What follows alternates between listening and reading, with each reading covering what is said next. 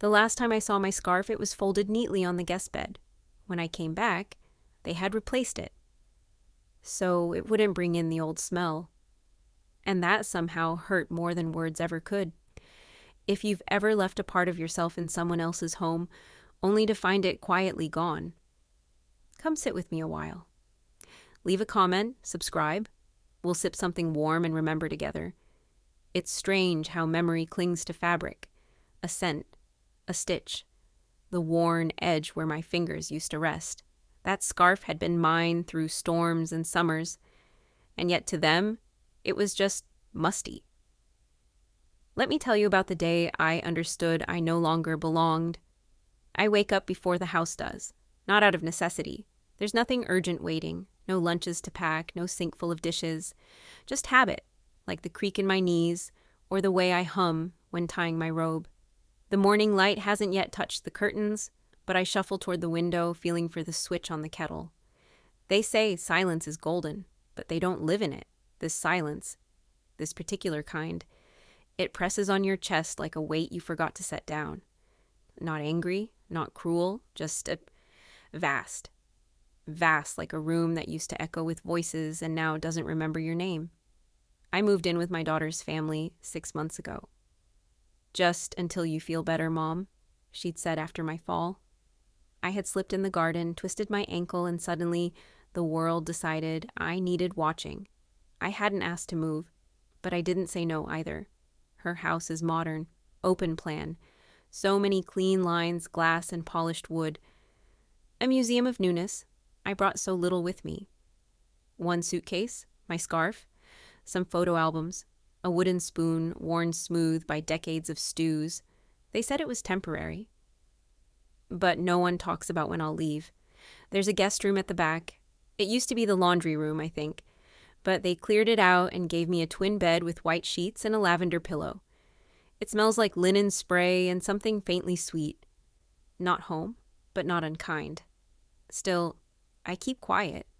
I don't ask for things. I try not to interfere. I offer to help with the kids, 2 girls, sweet, loud. But she says, "Just rest, Mom. You've done enough." And maybe I have. But I don't know what to do with my hands when they're not folding socks or holding someone's sadness. Last week, I baked banana bread. The girls said they loved it. My son-in-law smiled but didn't take a slice. That evening, I overheard him whisper to my daughter in the hallway, "She's sweet, but the whole house smells old now." I don't think they meant for me to hear. I washed the pans in silence, scrubbed them until the steel felt like ice. I didn't bake again. Sometimes I sit by the window with my scarf around my shoulders, the brown one with frayed edges.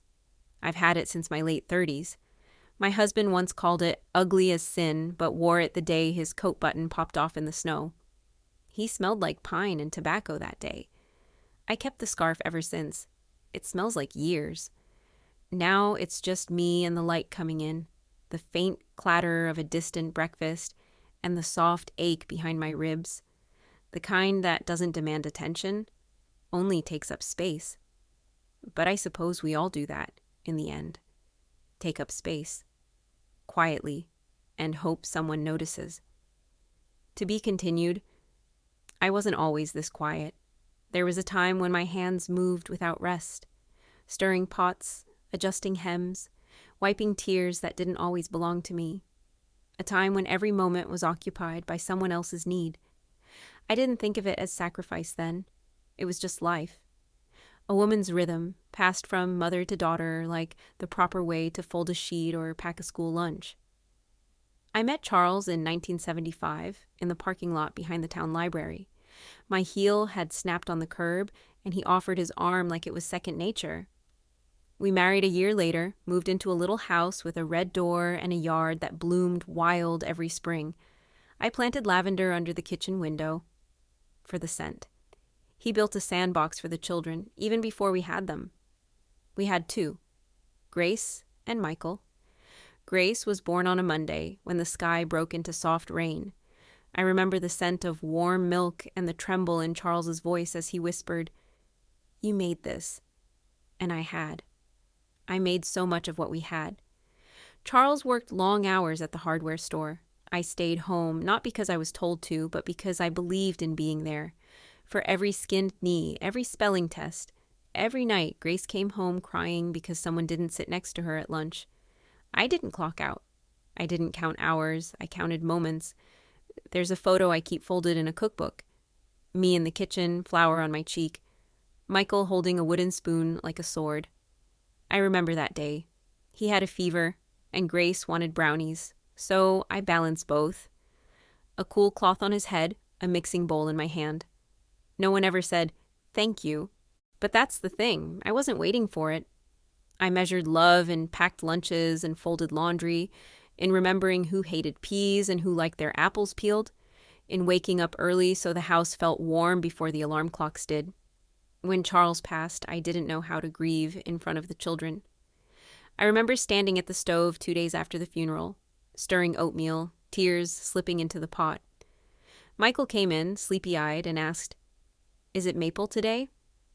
And I nodded. Because even sorrow has to be sweetened when you're a mother.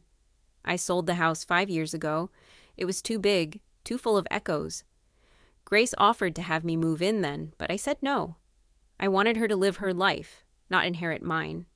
So I rented a small apartment near the grocery store, close enough to still feel useful, to still drop off cookies or come by for ballet recitals. But I guess people grow used to you not needing things. They forget you ever did. And then you fall in the garden one day and suddenly everything shifts. You're not the anchor anymore. You're the box that needs moving. The item that takes up room. When Grace said, "Just stay here, Mom," she meant well. I know that. But she forgot I had a home before this one. A name, a pace, a purpose. Now I keep my scarf close. It's silly, I know. A piece of fabric older than their marriage. But when I wear it, I feel tethered to something. The smell of cinnamon, the feel of Charles's coat brushing mine, the sound of Sunday mornings when everyone was still small and needed me. They don't ask about those days, not because they don't care, but because they think I've let go of them. They think silence is peace. But sometimes silence is just a woman remembering too much and saying too little. To be continued. It was a Tuesday. I remember because the garbage bins were out front and the youngest had forgotten to bring hers in again. I'd seen them through the window, the 2 girls coming home from school, one flinging her backpack onto the hallway floor, the other tugging her earbuds out only long enough to say, "Hi, Grandma," before disappearing into her room. I didn't mind. Children drift in and out of your orbit when they're growing. I had done the same. What caught me, though, what stayed, was what happened that evening after dinner. They had made spaghetti. Not from scratch, no. Grace used the jarred sauce. Quick and easy, she always says. And the pasta was a little overdone, but the girls liked it. I offered to help, but she shook her head with that tired smile of hers. "Just relax, Mom. You've done enough of this in your lifetime." So I sat, scarf around my shoulders, and watched from the corner as they moved around the kitchen like a choreographed routine. My son-in-law set the table. The girls filled their water cups. Grace grated cheese over 4 plates, not 5. I waited for someone to notice. A simple, "Oops, forgot Grandma's," would have been enough, but no one did. I stood, slowly, walked to the drawer, and fetched a plate myself. They had already sat down when I joined. The younger one looked up briefly, her fork halfway to her mouth, and then went back to her screen. No one said anything. They didn't mean to be cruel. I know that. It wasn't an attack, just an omission. But those are worse somehow. You can brace for cruelty. Neglect seeps in quietly, like cold air under a door. Later that night, as I folded my scarf and placed it on the end of my bed, as I always did, I found a new one on the chair beside the dresser. It was pale blue, soft, probably store-bought, still had the tag on. There was a note, too, Grace's handwriting, curled and careful. "Got you a new scarf, Mom. The other one's so worn, thought you might want something fresh. Love you." Fresh. I held it to my face and smelled nothing, just synthetic softness. the kind of softness that forgets. The old scarf, the brown one with the frayed hem, was nowhere in sight. I searched, quietly, in the laundry basket, in the closet, under the bed.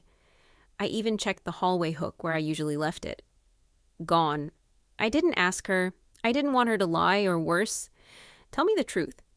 That she had thrown it out because it looked shabby, because it carried a smell she didn't want, mixing into her new, white linen life. I sat down on the edge of the bed and held the blue scarf in my lap. It was beautiful. And wrong. I thought of Charles, how he once used my scarf to wipe a smudge off our baby's cheek, how I had buried my nose in it when I got the call from the hospital the night he died, how it had warmed me on bus rides and funerals and windy walks when the world didn't feel kind. That scarf had known me better than most people, and now it was gone. I wore the new one the next morning. Grace smiled when she saw it, but I noticed how the girls didn't wrinkle their noses anymore when they hugged me. And somehow, that made it worse. I sat by the window, again, watching the trees shed their leaves, one by one, without drama. Just letting go. I thought about how some things are thrown away, not because they're broken, but because they remind people of a time they've chosen to forget. And maybe I was one of those things. I thought I was just missing a scarf.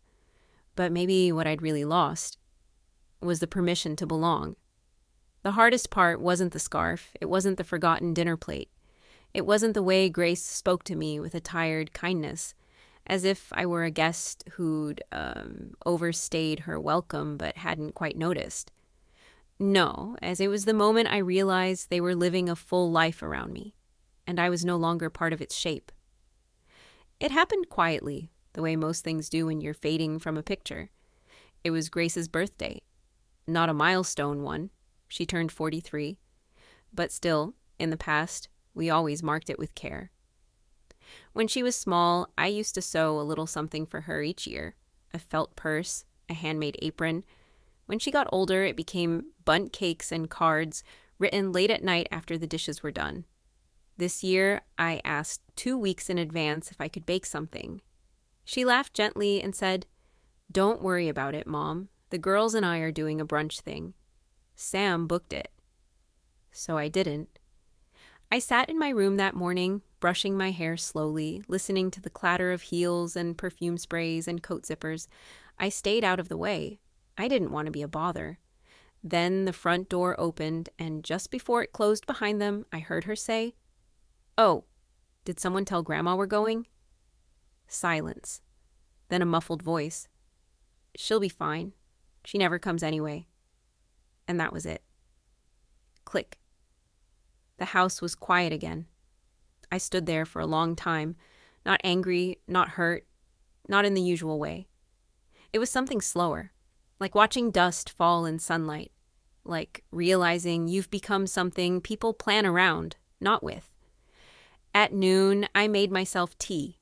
The kitchen felt emptier than usual. Their brunch plates were still in the sink.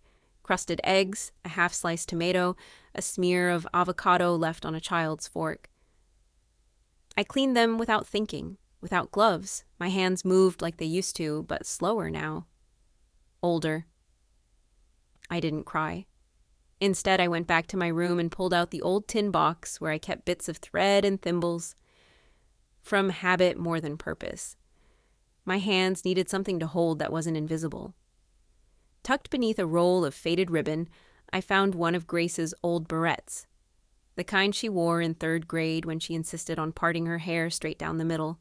It was pink, plastic, and chipped. I don't know why I held on to it. Maybe I thought one day she'd smile seeing it again. Maybe I believed, somewhere in me, that memories were still welcome. I pressed it into my palm and whispered, "Happy birthday, sweetheart." Not that anyone would hear. That evening, when they returned, cheeks pink with champagne, shopping bags dangling from wrists, I was at the dining table folding laundry. Grace said hello. The girls ran past me to show off something from the mall. Sam nodded barely. And as they scattered, laughter echoing down the hallway, Grace turned back and asked, "Did you have a good day, Mom?" I opened my mouth. I wanted to say, I missed you. I wanted to say, it's your birthday. I made space for you before you were even born. But I just nodded. Fine, I said. She smiled. Good. And that was the moment, not dramatic, not cruel, just the realization I wasn't we anymore. I was she. She'll be fine. She never comes anyway. I went to bed early that night, wrapped in the blue scarf, not because I loved it, but because it didn't ask to be remembered. And some part of me was tired of remembering for everyone else. Sometimes the moment you stop belonging isn't when they push you out. It's when they stop noticing you were ever in. I started waking up later, not out of comfort, but from something quieter, something hollow. There's a difference between rest and resignation. I used to rise with purpose. Now I only rise because staying in bed too long makes my hips ache. The days began blending, breakfast dishes, the hum of a washing machine I no longer used, the polite goodbyes as they left for school or errands, and then just the walls, the clock, and me. People don't talk about this part of life, the part where you begin to wonder if everything you gave was a kind of undoing. Because the truth, as I started to see it, was sharp. I had built a life by disappearing into other people's needs. That was my gift. That was my undoing. I remember when Charles and I were first married. I would always wait for him to eat before I touched my plate. It wasn't expected. He never asked. But something in me just assumed that love meant stepping back.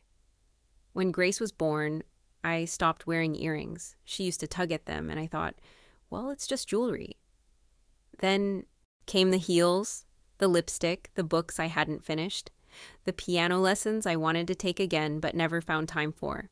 It's not that I regret any of it. It's just that when I finally looked in the mirror again, years later, I didn't recognize the woman there.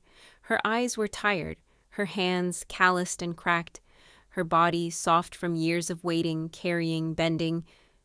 But her voice was the strangest of all. It had grown quiet. Too quiet. I'd lost more than a scarf.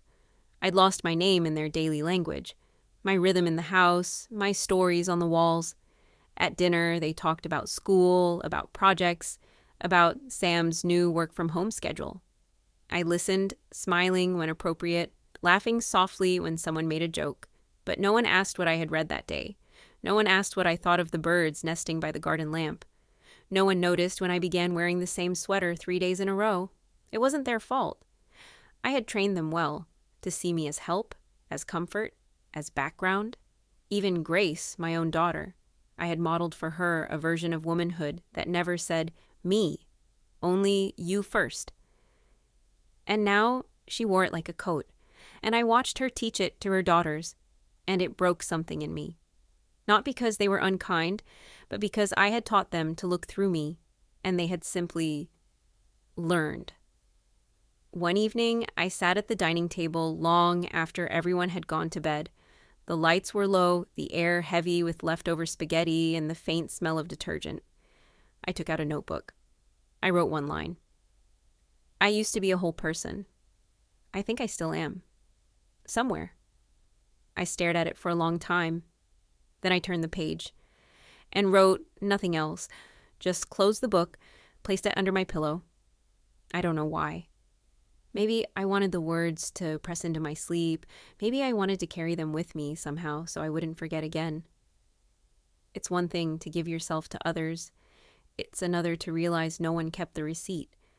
I didn't plan to leave. Not in the way people imagine. Bags packed in the dead of night, a final note on the kitchen counter. No. Mine was softer than that. Less of a storm, more of a tide pulling back from the shore. It began with a phone call. A message, actually, from an old neighbor named Lillian, back in the town where Charles and I raised the children. The church is starting a new community kitchen. Volunteers needed. Nothing heavy. Just hands and a heart. She had always said things like that. Hands and a heart. As if the body could offer more than its weight. I stared at the message for a long time, thumb hovering over the reply. And then, without thinking too much, I wrote back, "I'd love to help. I'll take the bus down this weekend." I didn't tell Grace right away. I didn't have the words. How do you explain to your child that you're not leaving because you're angry, but because you need to remember how it feels to breathe in your own skin? When I finally said it, it was over tea. She was scrolling through something on her phone, and I just said, softly, "I think I'll visit Lillian next weekend, maybe stay a while." She blinked, set the mug down. "Mom, you just got comfortable here." I smiled. "That's the thing. I'm not sure I did." She looked at me then. Really looked. For the first time in what felt like months. Her face shifted, as if a window had opened and a breeze had entered, uninvited, but honest. "But what about the girls?" she asked. And I heard what she meant. Who will help with the pickups, the meals, the quiet work no one says thank you for? I reached for her hand. Her fingers were warm, distracted. "I'll still be there, grandmother," I said. "Just not from the laundry room." I packed slowly that week, only a small bag.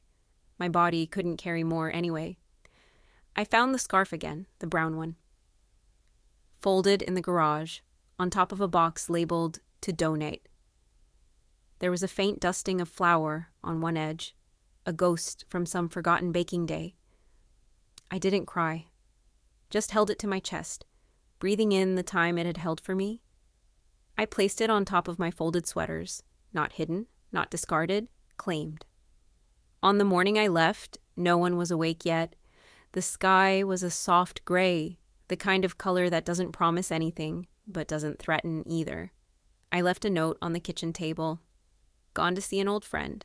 Don't worry, I'll call soon. Love always, Mom."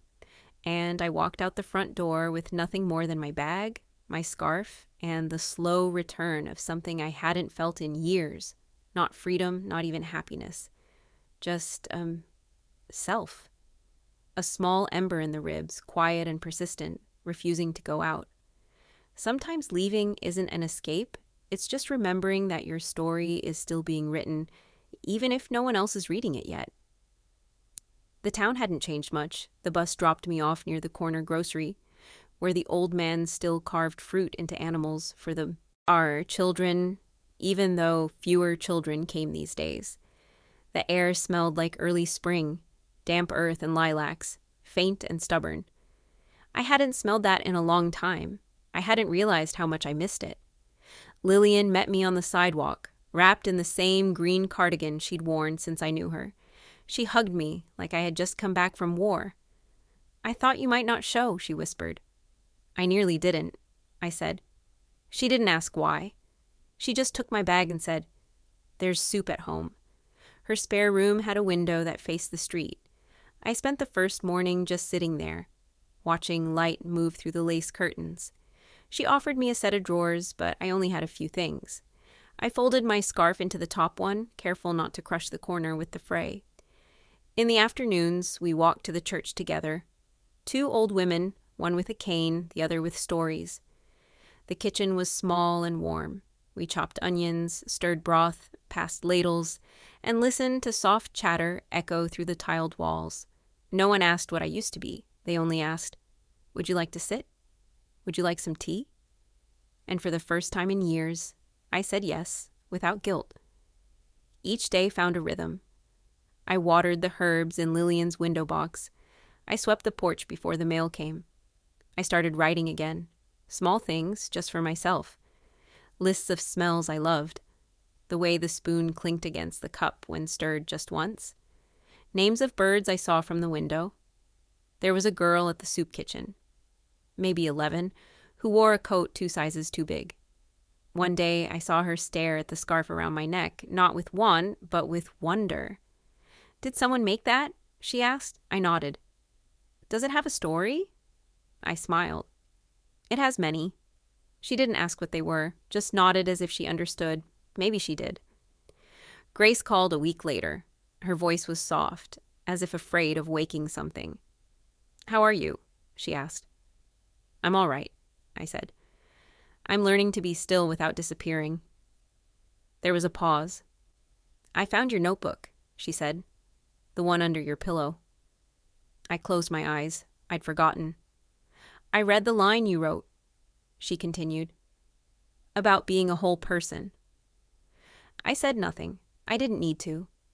Then, after a breath, I think I didn't see how much of you I had taken for granted. I swallowed, and when I spoke, it came from somewhere deep. It's all right, Grace, I think I did too. Healing doesn't come in one piece. It arrives in spoonfuls, in curtains that breathe, in someone asking, do you want more soup? And sometimes it arrives in silence that no longer hurts. I wasn't rebuilding my life. I was just sitting in it, finally invited. Not all homes have walls. Some live in the soft return of your own voice. It came in the mail, a small envelope, cream-colored with my name in Grace's handwriting. Not the hurried scribble from her to-do lists, but the careful lettering I hadn't seen since she was in 6th grade, writing birthday cards to her friends with glitter pens. There was no return address, but I knew. A mother always knows. Inside was a folded piece of paper. No greeting, no sign-off. Just a single paragraph written in blue ink, the kind that smudges when you press too hard. I found the scarf again. The girls had used it to wrap a doll, and when I asked where it came from, the little one said, "It smells like cookies and hugs. I think it's Grandma's magic." I sat in the hallway for a long time after that. I didn't know they'd kept it. I didn't know they remembered it that way. I'm sorry I replaced something that was never broken. I held the letter against my chest, standing by the open window.